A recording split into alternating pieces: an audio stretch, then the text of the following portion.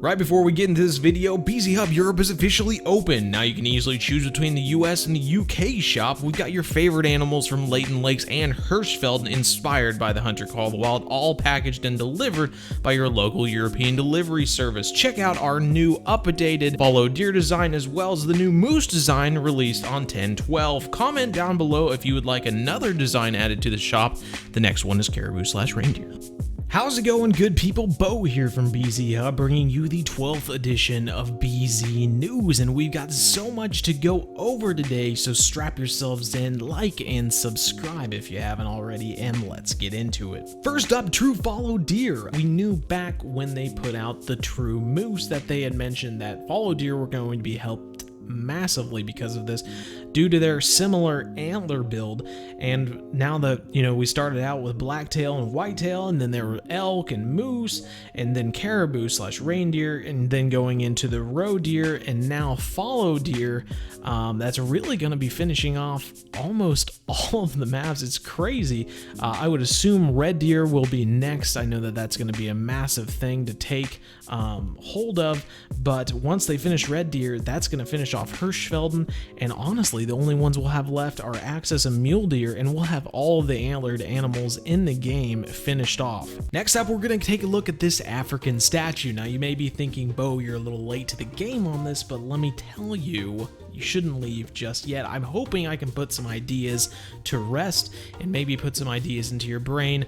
It's gonna be one of the guesses that have already been made, so let's get into some of the details. If we go back to Zaggy's video of the statue, I can tell you that with my art and design background, the designer that made this statue for the game would have had to take reference from something. The other major thing you should take away from this statue is that it's a fertility statue. She's got her hands on her stomach, representing pregnancy, of course, and if we take a look at the different cultures around the world, many of the statues that you see from parts of Asia as well as South America all have to deal with gods and goddesses, or they're very just male-centered designs, and if you Google search their statues, you'll see what I mean by that. But this is in contrast to the African fertility sculptures, and this is just something I wanted to bring up because it's subtle, but when it comes to stretched ears and fertility statues, there's a lot of different cultures that have that in common, so this is just something that makes it a little bit different. So with the theme of the statue out of the way, the next important thing is going to be the shape of the head. There's beadwork at the top of the head as well as a crown, and they have jewelry coming down the body.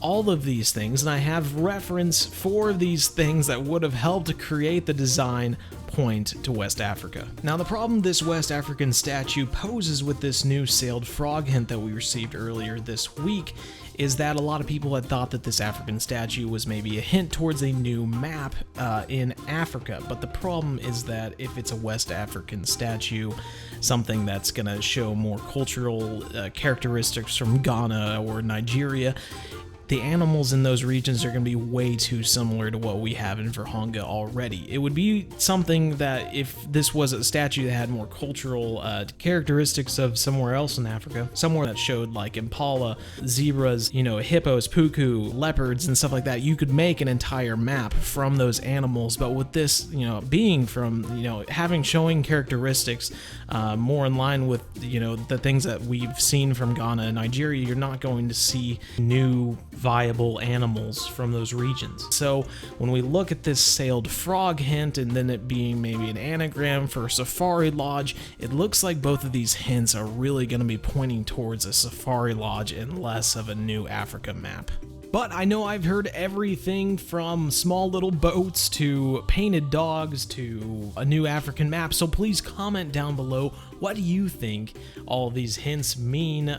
Maybe we'll have a little bit of a comment survey, really, to find out what everyone thinks about all this. I am excited either way. I've wanted a Safari Lodge ever since they put out the last lodge because I hunt in Virhonga so much. It just seemed like just need somewhere to put all of my African things, and of course if they add more of the larger trophy mounts for more of my Cape Buffalo and everything like that, it just makes me more excited because I would love to see more lodges that cater to the animals in those regions. If we could have a Yukon lodge with larger, more medium-sized mounts for, our caribou and larger mounts for the moose and the grizzly bears and stuff like that. I mean, that would just be making the most of those maps. Instead, you're left with this Hirschfeld lodge that has a little bit of everything and really doesn't allow you to make the most of the map. So I'm more excited about having these region-specific lodges. Also, make sure you comment down below, tell me what you think about all of that.